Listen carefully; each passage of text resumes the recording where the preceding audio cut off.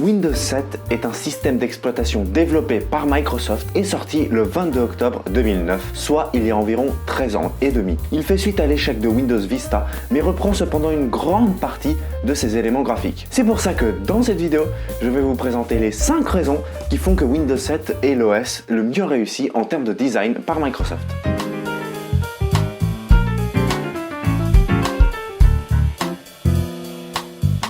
Un des éléments principaux hérités de Windows Vista est la transparence et le thème aéro. Quand on regarde ce système d'exploitation, la première chose qu'on remarque est la barre des tâches transparente. Que vous superposiez une application ou que ce soit votre fond d'écran, l'effet sera toujours tout aussi impressionnant. Il faut savoir que cette transparence est due à l'effet aéro. Si vous choisissez un autre thème que ceux dans la catégorie aéro, vous aurez alors une interface Windows plus classique et sans transparence. De plus, on retrouve cet effet de transparence partout dans le système, que ce soit dans le contrôle des applications, dans le menu démarrer ou encore dans la majorité des barres de titres de Windows 7. Dans le panneau de configuration, vous trouverez également plusieurs thèmes prédéfinis par Microsoft avec des fonds d'écran et des paramétrages différents. Vous pouvez également choisir le niveau de transparence ainsi que paramétrer une couleur d'accentuation. Parlons maintenant des effets. Lorsque vous survolez un bouton avec la souris, les effets affichés sont très lisses, doux et réguliers tout en conservant une transparence si elle est disponible. Il s'agit généralement d'une petite accentuation de la couleur de Windows.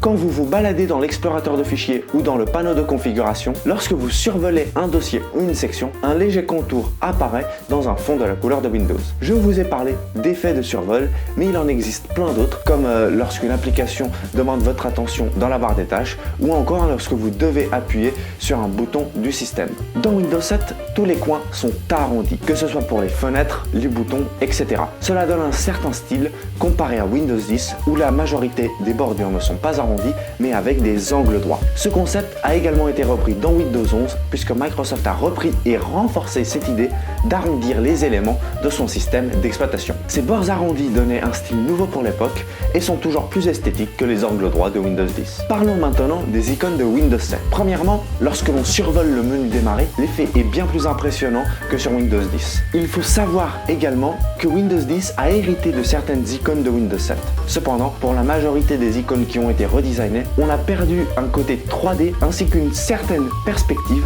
que les anciennes icônes pouvaient avoir. On peut remarquer cela dans l'explorateur de fichiers, dans l'accès rapide, dans le panneau de configuration ou encore dans de multiples fenêtres de paramétrage de Windows. Pour ma 5e raison, je vais vous donner quelques détails en vrac sur Windows 7 qui contribuent tous ensemble à rendre Windows 7 toujours plus beau. Au démarrage, on a un écran avec le logo Windows qui s'anime, tandis que sur Windows 10 ou Windows 11, il y a juste un petit rond qui tourne. Lorsque l'écran s'éteint après une période d'inactivité, il utilise un fondu et ne vire pas d'un seul coup au noir comme dans Windows 10. Les sons sur Windows 7 sont beaucoup plus représentatifs du message ou de l'erreur qu'on obtient que sur Windows 10 ou 11, sans compter le son au démarrage et à l'arrêt de Windows 7 qui ne sont pas activés par défaut dans ces versions supérieures. Pour terminer, j'ai un coup de cœur sur les boutons pour minimiser, maximiser ou fermer une fenêtre. Premièrement, l'effet de transparence s'applique également à ces boutons, ce qui les rend un peu plus discrets.